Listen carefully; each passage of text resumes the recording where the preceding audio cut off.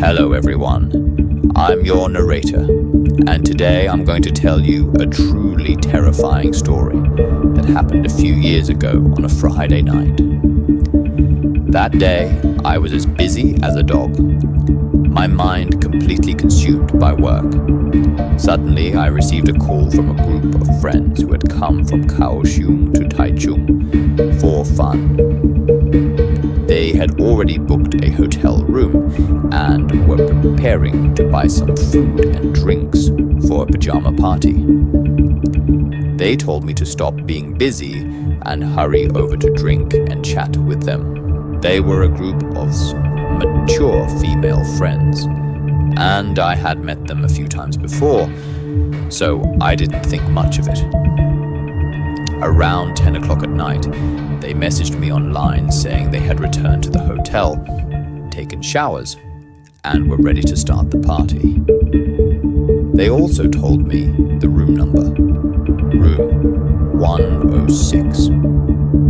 Seeing that the time was right, I drove over. The hotel wasn't too remote, so I parked my car and walked to the reception. There was a receptionist at the counter, wearing a uniform, looking down at his phone. I said to him, "Hello, I'm a visitor for room 106, here to meet my friends." He looked up, glanced at me, then checked the computer. His face suddenly turned strange, and he asked, "You said room 106? No, room 106 is unoccupied." I was stunned, thinking, my friends clearly said they were in room 106. Why is it unoccupied? I immediately took out my phone and showed him the line message from my friends. After looking at it, he turned to another colleague and said a few words. The colleague replied, "No, room 106 hasn't been rented out. Didn't the manager say not to rent that room?" Hearing this, I already felt something was off, but I didn't want to overthink it, so I asked them to call and confirm.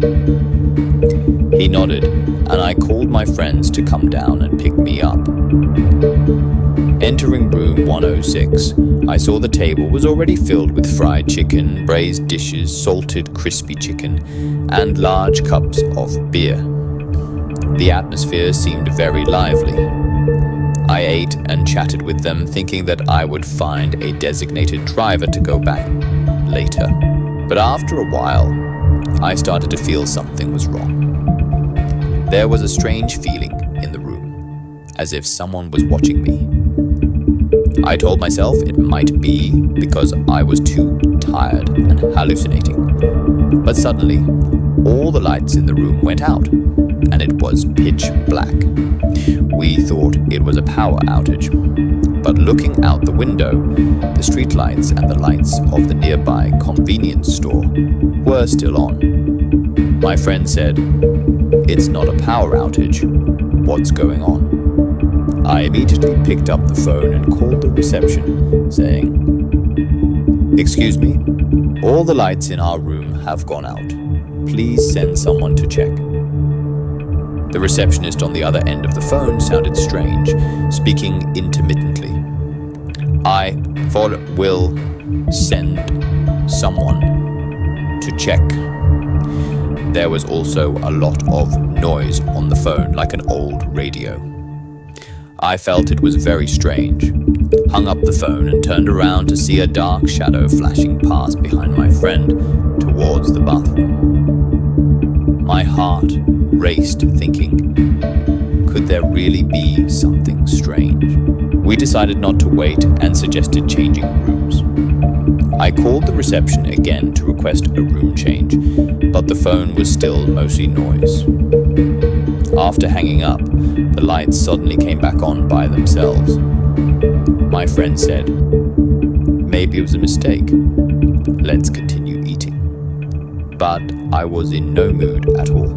I took out my 5 Thunder talisman, a talisman given to me by an elder, said to ward off evil, and prepared to go to the bathroom to wash my face and clear my mind. Entering the bathroom, I saw a girl standing behind me in the mirror.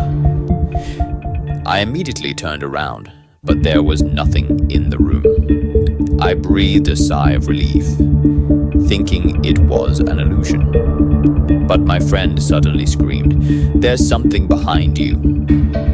I slowly turned around and saw a girl floating in midair, her hair hanging down, her face blurry, but I felt her eyes staring straight at me.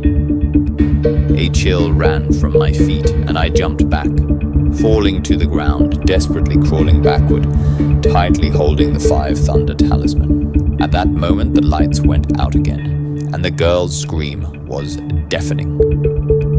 The bathroom door slammed shut with a bang. A few seconds later, the lights came back on, and the female ghost was gone. But there were water stains on the floor, extending to the bathroom, as if someone wet had walked through, and there was a strange smell. We were still in shock, but we gathered our things and prepared to leave. Halfway through, a friend grabbed my arm and said, "Did you hear that?" I listened carefully and heard a girl's crying coming from room 106. We immediately rushed downstairs to the reception. The receptionist saw us in such a mess and was stunned. I said, "We just asked to change rooms. Why didn't you handle it?" The manager came out, full of apologies, saying, "I'm really sorry. We'll refund your room fee immediately." They refunded the room fee, and we found another hotel to stay in. I also found a designated driver to take my friends there to comfort them. But that night, there was something even stranger. One of my friends had recorded a video on her phone at the time. When she played it for us, the screen suddenly became very strange. More noise than image. The lights dimmed for a moment. Then it was completely dark, and amid the screams, there was a strange sound. Ah! When the lights came back on, a white shadow flashed on the screen. Upon pausing, it looked like a person standing next to the camera, tilting their head and looking at us. But it disappeared in a second. Afterwards, someone checked online and found that room 106 had a terrifying history. It was said that a few years ago, a girl committed suicide in the bathroom of that room. Her death was very strange. Her hair covered her face, and she left no suicide note. She seemed normal, usually, and no one knew why she did it. Since then, strange things often happened in room 106. Some people heard crying at midnight, some saw shadowy figures, and some guests even said that a girl sat by their bed at night, staring at them. The hotel eventually decided to seal off the room, but for some reason it was booked out that night. Afterwards, some of my friends developed high fevers, and some had continuous nightmares. I think maybe that 5 Thunder talisman really saved my life. This is my terrifying experience at the Taichung Hotel. Have you ever experienced something similar? Leave a comment and share with me.